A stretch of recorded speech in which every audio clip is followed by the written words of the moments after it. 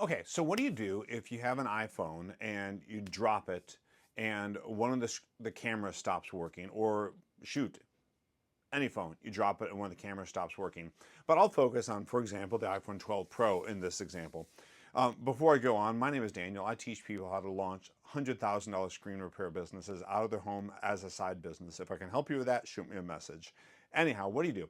So if you got an iPhone 12 Pro and you drop the phone and one of the cameras doesn't work, then what's likely is one of your cameras has failed, right? No duh.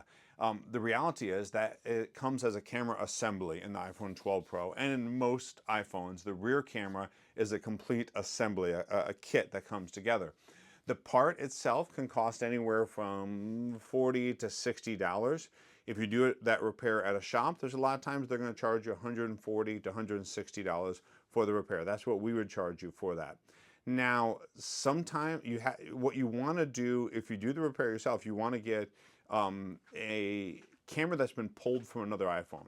That's more likely to work. Sometimes on the iPhone 12 Pro, the cameras don't like to be replaced, and they'll fail if you try to replace them. Apple likes to software lock those cameras down.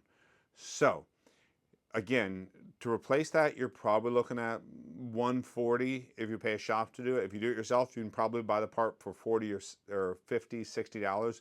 But you want to make sure either you get a camera that's been pulled out of a phone or the actual camera from the Apple parts store. But the problem with getting it from the Apple parts store, they're going to charge you about $140, $160 for the part.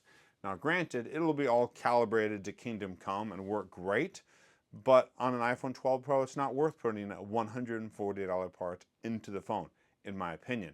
Hope it helps. Have a good day. Message if I can help you at all anymore.